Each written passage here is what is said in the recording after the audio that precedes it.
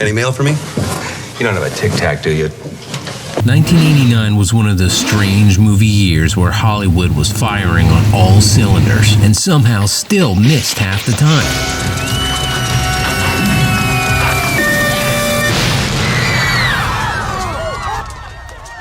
Big blockbusters dominated the headlines, but lurking underneath the Batmans and the Back to the Futures were some movies that didn't just flop, they belly flopped hard. And yet, decades later, these same failures have grown entire fan bases. No more Mr. Nice Guy.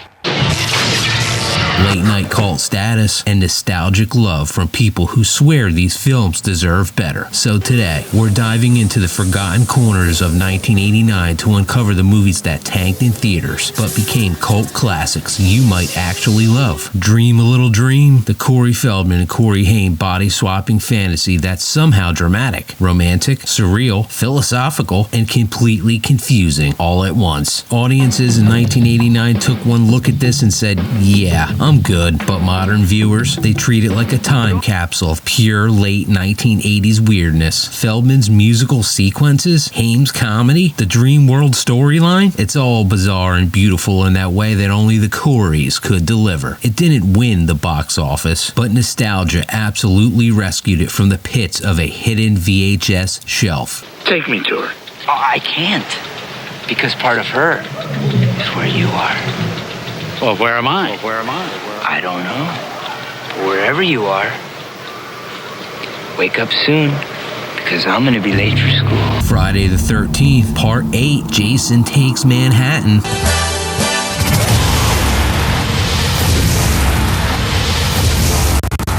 Is one of the most infamous flops of the entire franchise. And let's be real, Jason didn't take Manhattan. Jason takes a really long boat ride, but when he finally gets to Times Square, classic. Fans in '89 weren't impressed. Critics hated it and the box office dropped off a cliff. But today, horror lovers look back at this as one of the funniest, strangest, most wonderfully ridiculous entries. It's the kind of movie that's bad, but in the best way possible. Welcome to New York.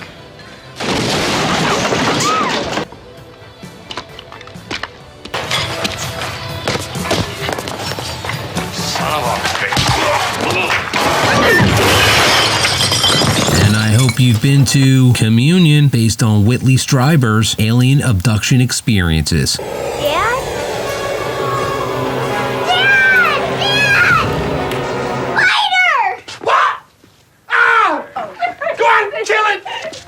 The marketing was confused, the tone was unsettling, and Christopher Walken delivered a performance so strange that critics didn't even know it was him. The movie flopped so quietly you probably didn't even know it came out. But over the years, this film attracted a devoted cult following, especially among the UFO fans. It's eerie, atmospheric, and features one of Walken's most hypnotic performances. It may not have worked as a mainstream release, but today it's legendary in alien lore circles.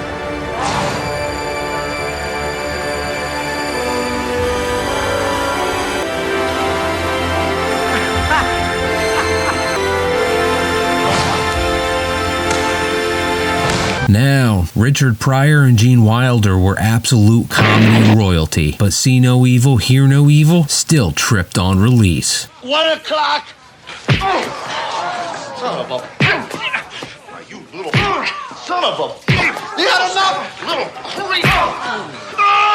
Critics didn't get it, audiences were mixed, and it underperformed at the box office. But modern fans, they adore this movie. The chemistry between Pryor and Wilder is still magic. The premise, one character deaf, the other blind. It sets it up for the funniest misunderstandings ever put on film. It wasn't a smash hit, but it became a comfort movie classic for comedy lovers. And you tell me the first thing that pops into your brain. Pussy. It's amazing This man is cured. Come on, doctor. Come on. We gotta take a little walk. Get the heart. Before Universal Soldier, before Time Cop, Jean-Claude Van Damme starred in Cyborg, a crazy martial arts sci-fi mashup that critics tore apart and audiences mostly ignored. This movie bombed so hard, Canon Films practically apologized for it. But then something hilarious happened. The fans took over. Cult audiences embraced the gritty atmosphere, the bizarre world building, the slow motion kicks, the hair, the metal plate villain, all of it. Today's Cyborg isn't just a cult film, it's the cult film of Van Damme's early career.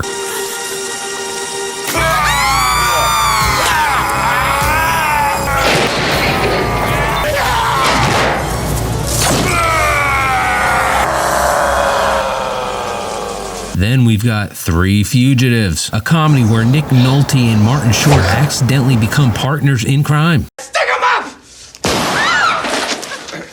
It's a grenade! And I'm pulling the pin, so no funny business! It had the cast, it had the heart, but audiences in '89 shrugged and moved on. Now, it's one of those hidden gems people stumble upon and go, wait, how did I miss this? The chemistry between Short and Nolte is surprisingly great, and the movie has that warm, goofy 80s charm that ages better than anyone ever expected. Hey, you all right? Yes, I'm fine. You better watch where you're going, buddy. Yes. The Karate Kid Part 3 flopped critically. Underperformed financially and was considered the weakest entry in the series for decades. But you know what changed everything? Cobra Kai. Suddenly, fans revisit this movie and realize how much of its lore, characters, and insane villain energy shaped the future of the franchise. Terry Silver alone practically carried this film from flop to cult superstardom. Hey, Daniel? Make a wish.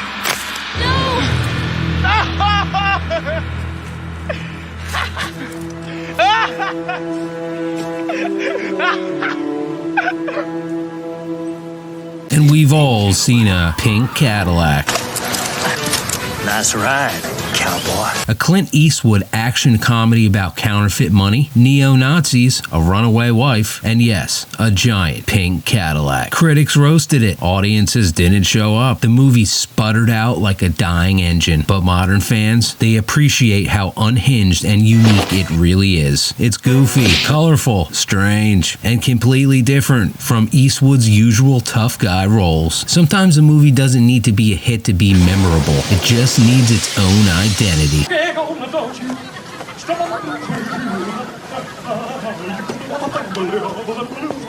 These were the films from 1989 that flopped hard, but eventually became cult favorites. They were overshadowed by bigger releases, misunderstood by critics, or just too strange for the time. But decades later, they've found the audiences that truly get them. 1989 wasn't just the end of the 80s. Boo.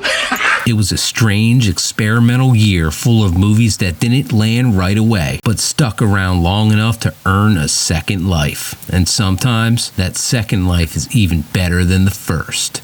I got 3,000 phones out in Greenwich Hills. I got about 8 million miles of cable I gotta check. You gonna come and shake my monkey tree again? What are you talking about, buddy? The phone lines are over there. What did I say to you? The phone lines are over there. Hey, what did I say?